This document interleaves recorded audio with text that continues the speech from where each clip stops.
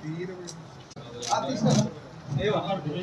Pipe ఈ మట్టిని తెచ్చి తయారు చేసి వాటిల్లో నీళ్లు కలుపుకుంటా ముద్దలుగా తయారు చేసి ఈ ముద్దలను ఈ పైపును ఏదైతుందో మేము గ్రీన్ పైప్స్ అంటాం, తెలుగులో పచ్చి పైప్ టెంపరేచర్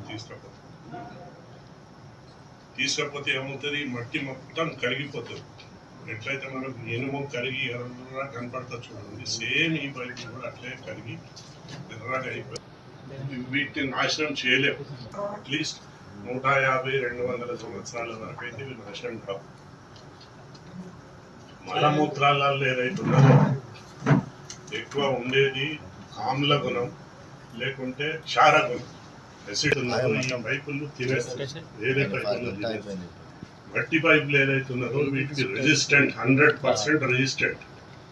ఈ పైపులు తయారైనగా వీటి ముక్కలు తీసి మేము నైట్రిక్ యాసిడ్, సల్ఫ్యూరిక్ యాసిడ్లో వేసి టెస్ట్ చేస్తాం.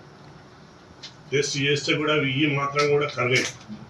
అటువంటి అప్పుడు మన మలమూత్రాలకు తట్టుకోకపోవడం సమస్య ఉంది. దాని తర్వాత ఏదైతున్నదో ఈ అండర్ గ్రౌండ్ పైప్ లైన్లల్లో జనరల్లీ సమస్యలు ఏమేమి ఉంటాయి, ఒకటి చెదలు తినేస్తుంది వేరే పైపులు, రెండవది ఏదైతున్నదో ఎలుకలు, మూడవది పందికొక్కులు అవన్నీ ప్లాస్టిక్ పైపులను కొరకగలుగుతాయి. మట్టి పైపులను కొరికే సమస్య లేదు, ఎట్టి పరిస్థితుల్లో కొరకలేదు. అందువల్ల వీటికి ఎటువంటి నష్టం జరిగే ప్రసక్తి లేదు.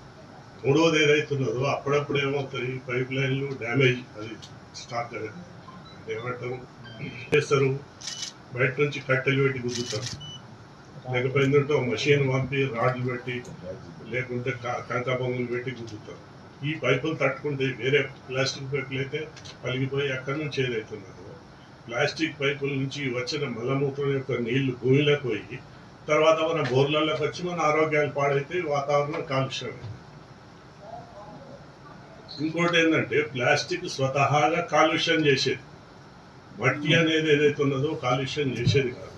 ఇంకోటి ఈ పైపుల తయారీలో ఈషన్ మాత్రం కెమికల్ ఉండదు, మట్టి సింగరేణి బొగ్గుతో కాలుస్తాం అంతే. మన తెలంగాణలో ఇంత సక్సెస్ఫుల్ ఉండటానికి కారణం ఏంటంటే మనం ఇన్ని రోజులు మన ప్రభుత్వం ఈ పైపులనే వాడింది, ఇప్పుడు కూడా వాడుతున్నది.